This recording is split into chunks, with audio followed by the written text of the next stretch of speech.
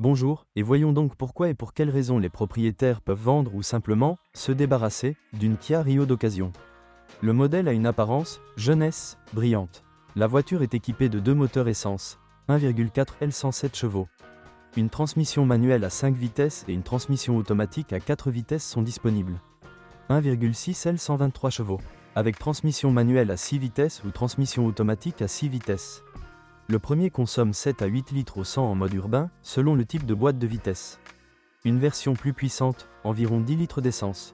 Le style de carrosserie est disponible en version berline et Bréac. Mais les berlines sont plus populaires. La suspension avant à jambes de Force McPherson est la conception la plus courante et la plus simple. À l'arrière, il y a une poutre régulière. Par conséquent, vous ne devez pas vous attendre à une excellente maniabilité et à un excellent confort lorsque vous conduisez sur les bosses du modèle. Pour obtenir une voiture économique, les constructeurs réduisent la qualité des pièces et des matériaux. Cela conduit inévitablement à une certaine insatisfaction des clients, surtout si le modèle s'est révélé techniquement inefficace. Trions cela dans l'ordre. Avantages: faible consommation de carburant. Pour 1,4 L, seulement 8 litres en ville, pour 1,6 L 10 litres.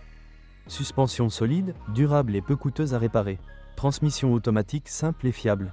Hormis le changement d'huile, cela ne nécessite pas de réparation fréquente. Fiabilité des composants et assemblage. En règle générale, la voiture n'a pas besoin d'être remplacée ou réparée. Grand coffre, 500 L. Intérieur spacieux. Le conducteur et le passager avant ne se gênent pas les coudes, et l'arrière peut accueillir 3 passagers de corpulence moyenne. Les propriétaires de voitures traitent cette voiture avec condescendance.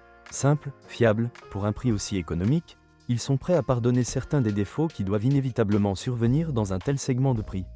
Inconvénients: suspension rigide. Les routes inégales sont mal compensées, provoquant des tremblements. Le moteur de 1,4 litres est plutôt faible, surtout pour l'autoroute en raison du 5e rapport court de la transmission manuelle. Il est parfois dangereux de dépasser. Mauvaise isolation phonique. À grande vitesse sur autoroute, il est impossible de parler sereinement avec son interlocuteur. Le cuir du volant et de la boîte de vitesse est de mauvaise qualité, il se décolle rapidement. Faible garde au sol de 16 cm. Mauvaise qualité du plastique intérieur. Il est dur et se raye facilement.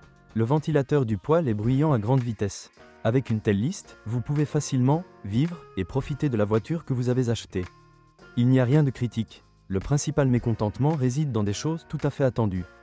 En les supprimant, le constructeur augmenterait inévitablement le prix de départ du modèle.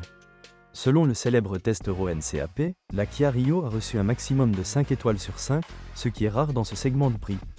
Pour plus d'objectivité, nous avons pris les commentaires de première main.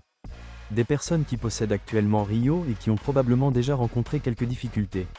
Sergueï, Moscou, Kia Rio 2012, 1,6 L, transmission automatique. La voiture est bonne pour tout le monde. La rangée de sièges arrière peut être facilement démontée, augmentant ainsi l'espace pour transporter des marchandises.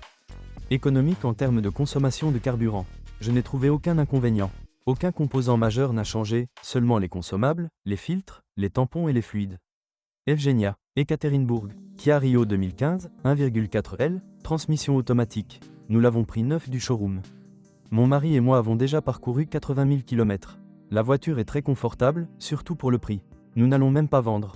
Parmi les pannes, je ne me souviens pas de pannes graves entraînant des dépenses importantes. La chose la plus chère était probablement l'achat de pneus d'hiver. Le reste est réparé tous les 5 à 6 mois à la station-service et c'est tout. Renadi, Muravlenko, Kia Rio 2011, 1,6 L, transmission manuelle. J'ai spécialement acheté une voiture de taxi qui ne craint pas le gel. Ici, au nord, la température peut atteindre moins 45 degrés. Kilométrage total 250 000 km. Parmi ceux-ci, le mien en a fonctionné environ 180 en 3 ans. Une fois en hiver, il n'a pas démarré, il s'est tordu et n'a pas accroché. Je n'ai jamais découvert la raison. Je le fais moi-même dans le garage, donc cela ne coûte que quelques centimes. Le plus gros problème, c'est que je change le moteur du chauffage tous les ans. En hiver, le poêle tourne du matin au soir à grande vitesse. Mais la voiture est chaude. Comme on peut le constater, les propriétaires sont satisfaits de leur voiture. Les seuls reproches concernent le fonctionnement du poêle pour un conducteur venant d'une ville au climat très froid. Kia Rio s'est avéré très réussi tant du point de vue technique que de la politique tarifaire. Ce n'est pas une classe affaires, vous ne pouvez donc rien attendre de plus. Cependant, il calcule intégralement son coût. Ce n'est pas pour rien qu'il l'utilise dans les taxis. Mais, comme le montre l'analyse, les voitures d'occasion, à un degré ou à un autre, ont leurs propres défauts, qui sont mieux identifiés avant l'achat que pendant leur fonctionnement.